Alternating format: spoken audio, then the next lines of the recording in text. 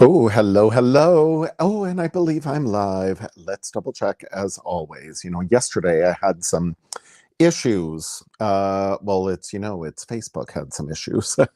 They always like to change some things, but hopefully today will be good. I'm just waiting for some notifications, but I see already I've got lots of people. Hello, hello. It's wonderful to see you all today. Ooh, a question right away. I need to work at 2 Central. How can I get a link to watch later? Oh, easily. You can go to the Janome HQ YouTube channel or Janome America YouTube channel. This presentation streams live there, so you can watch at any time as convenient. Now, again, Facebook is changing some things, but you should be able to scroll back in the feed. It says I'm live on Janome Canada Facebook. You're my witness. Yesterday it said I was live, and then it didn't show up in the feed. So I did post yesterday's live in our Janome Canada feed. Janome America had a similar issue where I thought I was live on their Janome Sewing Machines Facebook page. So instead they posted a link to their YouTube channel, Janome America YouTube. So you can go back to review these presentations on Janome America YouTube or Janome HQ YouTube. That's our Janome Canada YouTube channel. Or again, that you should be able to go back to the respective Janome Sewing Machines Facebook page or Janome Canada Facebook page that should be in the feed or the videos tab. But again, Facebook likes to change things, so that's why we're streaming live to YouTube as well, because not everybody is Facebook. So hello, everyone. Yes, my sister Deb is here, and Jackie is here, and Diana's here. Hello, hello. Oh, from a sunny day in Tennessee. Lovely. It's a beautiful day here at my palatial estate in Collingwood. So thank you, everyone, for joining me today. My name is Michael Smith, the National Education Manager of Janome Canada, and I'm back live to share with you some little tips and tricks. March is National Quilting Month. So some more little quilting tips and tricks, specifically about our 1/4 of an inch. That's the traditional seam allowance used in quilt making, in piecing together a quilt. And sometimes, people really struggle to get that perfect 1/4 of an inch. And sometimes, we need to use a little less and a little bigger. So we'll go over all of that. As usual, time will fly by. So let me flip around and boom, share with you my beautiful Skyline S7 AE Anniversary Edition. They revamped to celebrate the 10 years of the Skyline line. There's a Skyline S3, S5, S6, S7, and there is a Skyline S9. Now, Skyline S9, that is sewing and embroidery, did not get a redo.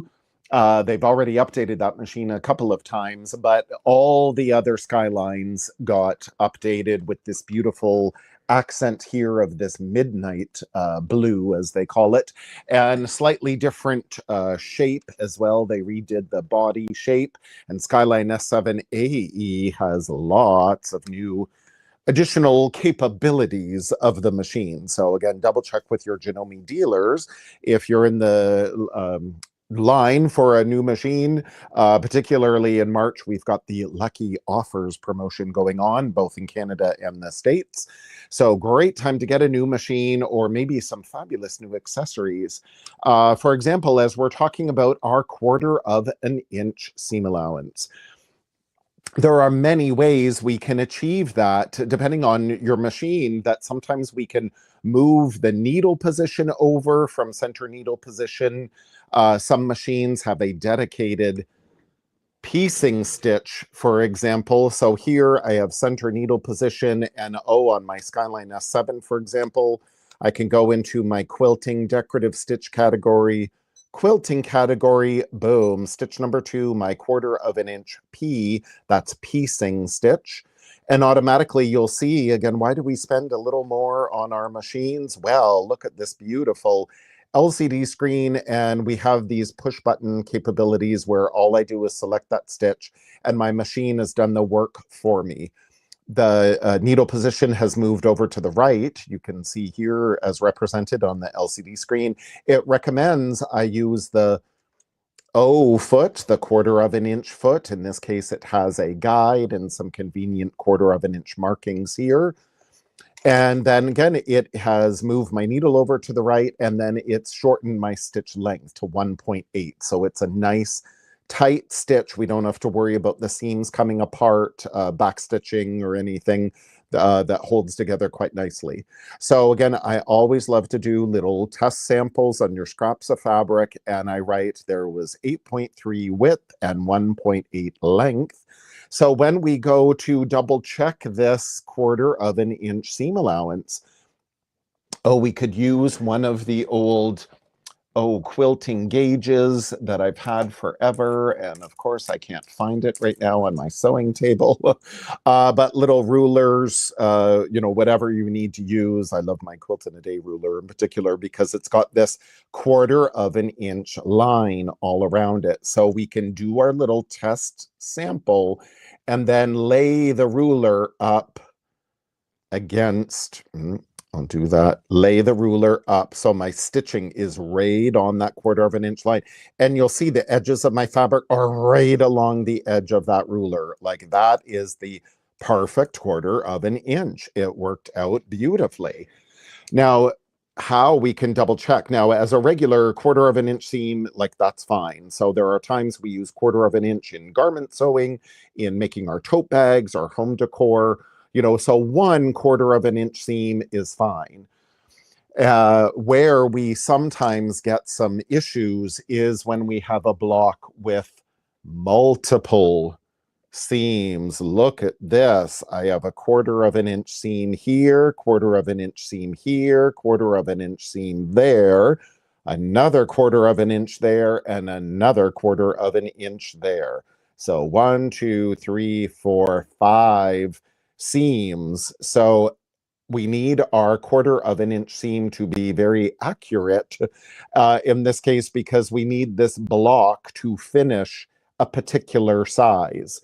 So if we're just sewing, again, a regular 1/4 inch seam for, a pocket and we're flipping it inside out, or again, for one block as a 1/4 inch seam, fine. But maybe we need to make some adjustments to our 1/4 inch seam line when we have all of these seams.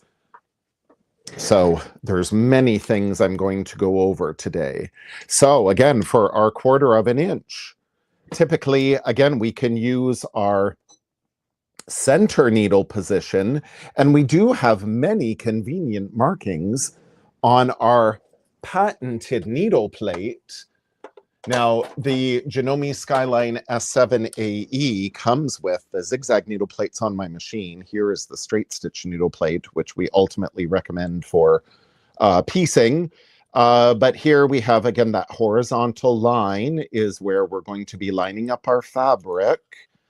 But you see here, we have a 1/4 inch line right up here on the needle plate. Up here on the bobbin cover, in between 1/8 and 3/8 is 1/4. There's another tick mark there at 1/4, and there's another tick mark here at 1/4. There's ultimately another 1/4 inch right up here. So there's 5 1/4 inch markings on our patented needle plate here. Now, many of our Janome machines, again, have various markings of the needle plate. But something you could use as well if you're not going to follow the guide of your needle plate. Maybe you have a cloth guide. There is a screw-in metal cloth guide that you can get in a blister pack. And you could line up, if you don't have the marks on your needle plate to follow, you could move that cloth guide up to a 1/4 inch, measure over from center needle position, lock your cloth guide into place. It just screws into the threaded screw hole of your needle plate, or some machines it screws into the plastic housing of the machine. Other machines here, like again, Skyline S7, there's a notch in the back of my extension table. There is a big plastic cloth guide that will slide along the bed of the machine with a long fence, and we could line it up with the 1/4 inch marks of our needle plate, or again, measure over from center needle position to find that 1/4 inch, lock that cloth guide in place, and do all of our piecing, no problem. Now, again, since I have the capability of just using that dedicated 1/4 inch seam built into my Skyline S7 here, I'll snap on my O-foot with the guide. Now, in a blister pack, we could also get a 1/4 inch foot with no guide. Sometimes it's very handy to use the guide. Other times people don't like that guide. So this is available separately in a blister pack, or for the Skyline S7 AE. I've showed this on some of my other lives. We have the optional Skyline S7 AE Advanced Accessory Kit. And it has things like, the HP needle plate and HP foot, which I will talk about in just a minute. That perfect 1/4 inch. There is the O foot with no guide. There is the ruler foot. There's the variable zigzag foot and the open toe PDH darning foot. All of these feet, for example, I have demoed on the A to Z with Janome series on Janome HQ YouTube. So check those out. Also check our Janome Life blog for lots of information about various pressure feet. So again, now I'm going to change my foot and use that dedicated 1/4 inch stitch. And again, my machine is helping me by saying, oh yes, use that O foot. Now again, normally I would switch my needle plate to center needle, or to that straight stitch needle plate is what we recommend for piecing because of that center hole, and we don't have to worry about our needle, punching our fabric down in that zigzag needle plate. So normally we would switch that out. It's perfectly fine that I'm going to stay in this position since I'm going to do a couple of things here to adjust my needle. So when we want to test our piecing, though, to make sure we are accurate, I always recommend I cut 3 strips here, 2 inch each, 2 inch wide strips. So we do this little test sewing. So when I put my strip here and my foot down, do you see this is a snap-on foot? And there is a little wiggle room to this foot, which is fine. That's normal. What I like to do when I drop my foot, though, and I line up my fabric here with the marks on my needle plate. So I just give that foot a little nudge back over to my fabric. Again, nothing is wrong with the foot. That's just the way snap-on feet work. But I just give it a little snug back over. So I do my seam here. I'm keeping my fabric aligned with that guide. Personally, I love feet with a guide because I generally sew kind of fast. So then we put our another piece of fabric here. And this is, to me, the most accurate way. Now, yes, I could line up my ruler and line it up. Here's my 1/4 inch line, and I could line up my ruler with the needle, and does it, intersect with that? Does it butt up against that guide? So I could check my seam allowance that way, but I always rather do it in fabric first. And again, I've got these very handy, helpful guides out here before I get to my foot. That's where, again, the metal cloth guide that screws into your needle plate, or again, the other big cloth guide. Many of our machines either come with a cloth guide or there's one available separately. So check with your dealer. They really do help. Now, pressing is definitely going to also influence the accuracy of our seam allowance. So as I do my stitching here, if my hand were the iron, I would press. I'm not going to iron back and forth. I'm just going to press. I'm going to set my seam, press it the way I sewed it, just to set it. Allows the fabric to relax a little bit. It helps kind of embed that thread into the fabric. And then when I go to fold this over, we're typically pressing to the dark side. Not always, but in general. So to open this up, though, I think of this like a little hinge. And if my finger were the iron, I'm just getting in the tip of the iron right in this seam. I don't really want to mash this out too much, because then I can really stretch and distort my fabric. So I just use the tip of the iron, or again, we've got little wooden irons that'll do exactly the same thing. Or again, use your finger, use your nail, you know, to help crease that open. And I do the same here. Set the seam the way it was sewn, and then use the tip of the iron just in this well of the seam to open it and lay it out flat. So I have 2 inches, 2 inches, 2 inches. That would be 6 inches. But I've minused 1/4 of an inch from this piece and 1/4 of an inch from that piece. So that's 1/2 of an inch. And then on this side, I also minused another 1/4 of an inch and another 1/4 of an inch. So I've removed a total of 1 inch. So when I lay my ruler back on this piece of fabric, it should measure 5 inches. And look how perfect that is. One would think I've been quilting for 33 years, which I have. But yes, look, that is absolutely perfect. So that's what we want to do to check our seam. Is it perfect? That's perfect. So again, practice, as we say, practice makes perfect. But that's, to me, the most accurate way. You cut your little pieces of fabric and you sew. And again, we use the marks on our needle plates. If you don't have that, oh, even green painter's tape is your friend. If you must, if your needle plates aren't marked as much, if we need to, again, on these 1/4 of an inch lines, or again, where I would measure over with my ruler to give me a guide, then I could lay the green painter's tape and just follow that line. Something else I've recently discovered too, we have extra needle plates, for example. If I want a guide like way out here, if I don't have a guide on my foot, for example, but I want a guide out here, I've been turning my needle plates upside down, and actually I've been lining them up with the marks on my foot. And I've just been holding them in place, and then I've been butting my fabric up against the needle plate. It just acts as a perfect little guide. And again, it's upside down.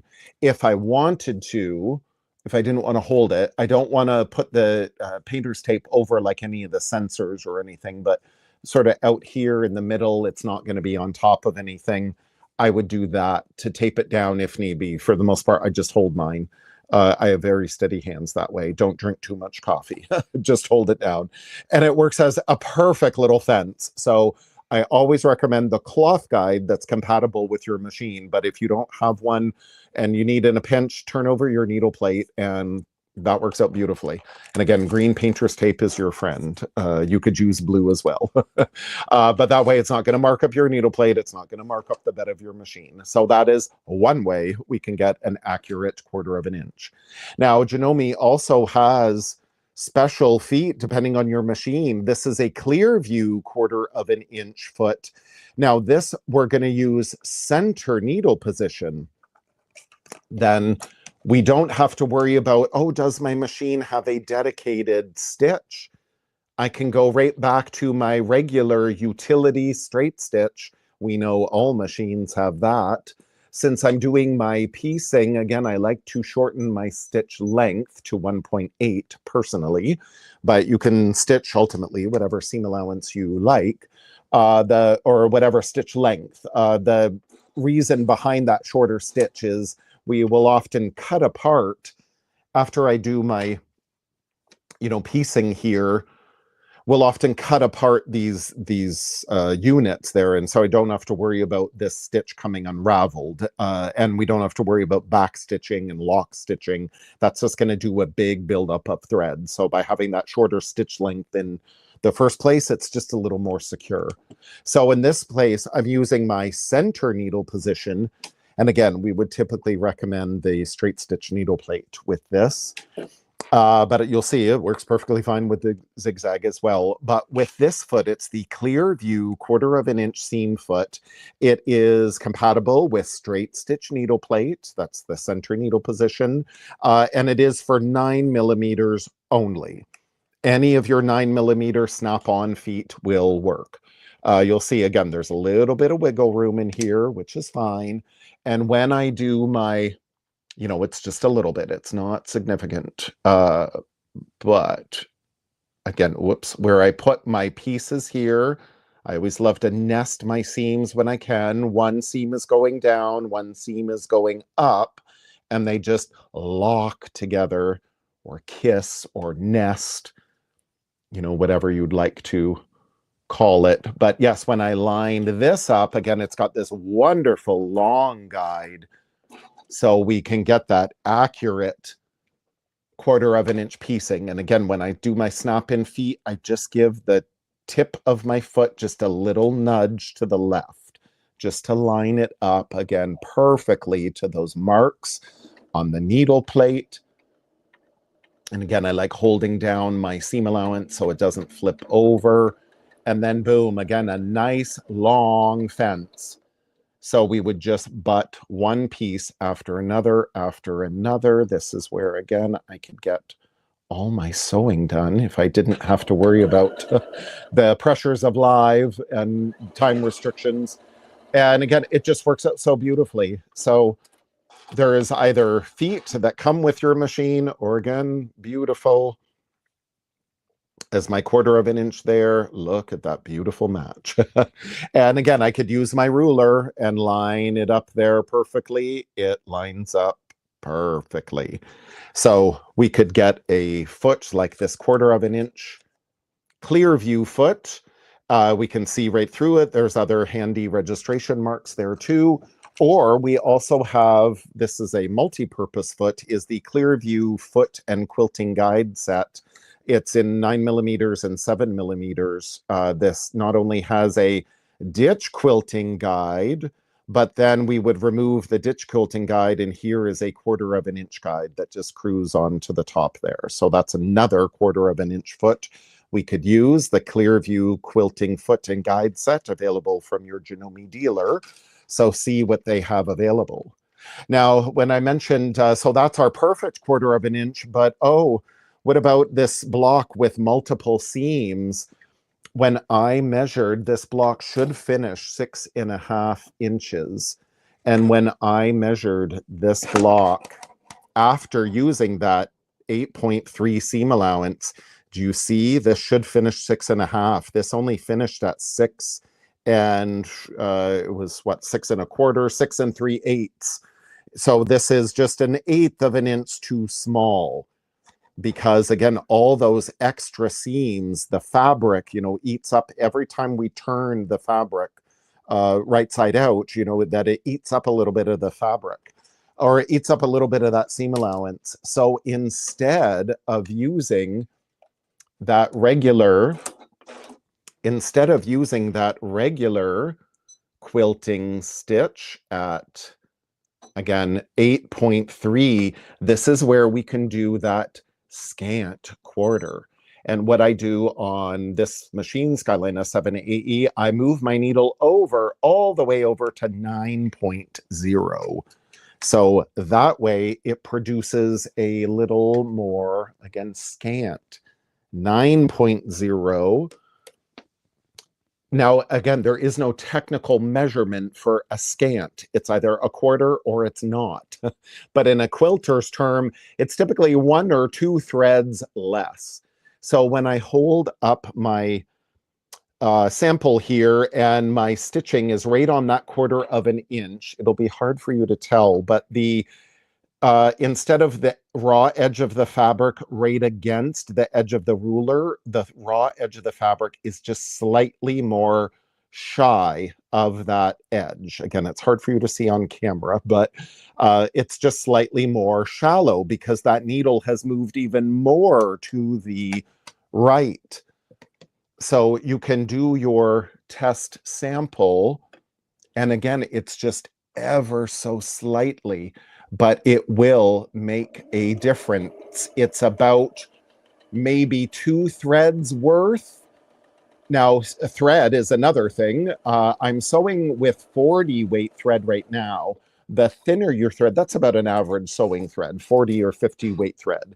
Thread is the higher the number, the thinner the thread, smaller the number, the thicker the thread. So most sewing thread is 40 or 50 weight thread.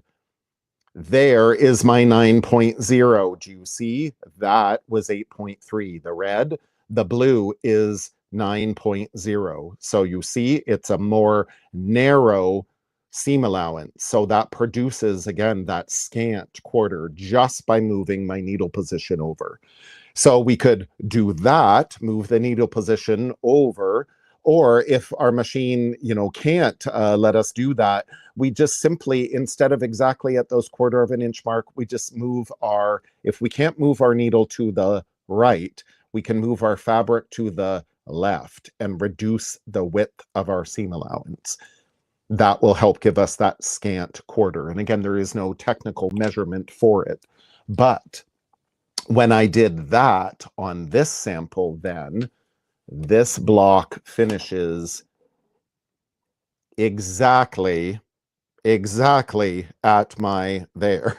That block finishes exactly at 6.5 inches. Because again, by the time I fold each of these fabrics out, now in this case too, pressing, I elected to press this seam open. These naturally wanted to go to one side or the other. This didn't matter. So I decided, oh, that'll be a little flatter. So I folded that over, or I pressed it open. So again, there's not as much fabric taken up there by the fold of the fabric. So this block worked out perfect at 6.5 because of that 9.0 needle position.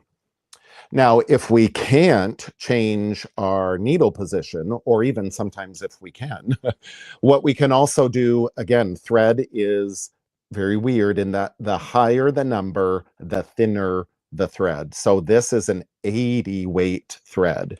So in my machine, I have again, a 40 weight thread, typical sewing thread. Can you see? It's very, the color just blends right into my skin. But can you see this blue is that thicker thread? It's a 40 weight. This more tan color thread, that is the 80 weight. That's a nice fine thread. When you wind your bobbins with this 80 weight thread, you can reduce the speed. However, your machine, sometimes we can do it on the LCD screen, but when we're winding our bobbin, we can just turn our speed control slider. That'll slow down the bobbin because we don't want this very fine thread to stretch more. So slow down the speed of your bobbin winding. But using this 80 weight thread is definitely going to help make your seam allowances more true, more accurate. So if you can't change your needle position to that scant quarter, maybe just switch out your thread to a more fine thread, and then the thread won't take as much room in that seam allowance when we go to press open our fabric. Again, the thread takes up a little bit of space as well in that seam. So using the finer thread, our seams will lay a little flatter. So again, it'll be more accurate to that measurement. In my case, 6.5 inches would work out beautifully. So there's many things we could do to get that more narrow seam. Now, also, as I mentioned, some machines are compatible with that HP high performance needle plate with that left needle position, and the HP foot. And that, again, is that perfect 1/4 of an inch. Why? This foot, look at this. There is no left and right movement of that foot because the foot and the foot holder are one unit. These feet, again, there's a little bit of wiggle room, which is perfectly fine. Nothing is wrong. You saw how accurate it is. So this foot is perfectly fine. But sometimes, again, when things are really precise, you need that scant quarter, or again, that perfect true quarter. Then a lot of us quilters love this HP foot and HP needle plate combo because, again, there's no wiggle room in that foot. It's integrated with the foot holder. Now, this HP foot and HP needle plate, as you saw, is compatible now with Skyline S7AE. Only the anniversary edition is the HP needle plate and HP foot compatible. The original Skyline S7, it's not compatible, but it is now with the anniversary edition, and it comes in that fabulous Skyline S7AE Advanced Accessory Kit. So again, go to Janome Life blog. There's a ton of blogs on the HP needle plate and HP foot. And again, do yourself a little sample. Here is my 8.3 width and 1.8 length with 80 weight thread. And again, we just do our little test sample. And again, boom, does it turn out exactly as I need it? Yes. Now, sometimes this is actually a tiny, again, it's just a little speck bigger actually than my 5 inches. It may be hard for you to tell. It's just a little bit bigger than 5 inches. And why? Because of that thin thread. So in this case, with these 2 seams, I didn't need that thin thread. But maybe in a block with this many seams, switch to the thin thread. It'll make all the difference. Even if you can't move your needle position, it'll make a big difference. Now, there are times where we need a bigger seam allowance, not just the regular 1/4 of an inch, but when we have things like piano key borders, lots of strips sewn together. As usual, my time just flies by. Here, let's go on a little trip. This quilt, many of you have asked about this in the background. And this is a beautiful flying geese quilt that I made years ago. This is just half square triangles, but look at all this piano key borders. It's a great way to make your quilt bigger, a great way to use up all your scraps. And sometimes when we're piecing all those strips together, using our regular 1/4 of an inch seam allowance, but sometimes, you know, oh, we need to maybe refine the fit of this. So by using a bigger seam allowance, a generous 1/4 of an inch. So here, for example, I stitched at 7.0, or my original here was 8.3 was the white, if you can see. The white was 8.3. But I needed to make these pieces just a little bit smaller so they would fit my quilt. So in red, my first row of stitching was at 7.7. I moved my needle position to the left this time because I wanted a bigger seam allowance. Then my next row of stitching was at 7.0. So it's a generous 1/4 of an inch. And again, we typically don't use the generous 1/4 of an inch too often, but there are some blocks that will require a slightly bigger than 1/4 of an inch seam. So again, this is using that 1/4 of an inch foot in this case, and that 1/4 of an inch stitch. But instead of the default was set at 8.3, was set at 8.3. But in this time, I want a slightly more generous seam allowance. So I move my needle to the left. So in this case, it's negative. Now, maybe we only need to move it to 8.0. That's why you do your little test sample here. Or maybe, again, as I did 7.7, and then decided, oh, maybe in this case, with this foot on, I can only go to 7.7. So we do our little test sample. And again, you'll maybe see in my thread, oops, turn my machine back up. There we go. So hopefully in the blue, you'll be able to see slightly. So when I do my piano key borders, I do exactly this. I do all my regular 1/4 of an inch, and then I pin this on and say, oh, this is a little, oh, Donna's here. Hello, hello. This is a little too big. So do you see with the blue, it's literally like 1 or 2 threads over, really, like it's not that significant. But in order to make this piece fit my quilt, moving that needle over to that generous 1/4 can make all the difference in the world. Now, again, there's no real measurement. So if I wanted, again, I can go to 7.7 with this foot. So if I wanted to go more, well, that's when I could switch back to my regular foot, and then again, I've got wider width on that foot. So then I could move, and this foot, I can't use this foot. So I could go back to my regular foot. And again, I can move my needle position over as much as I need.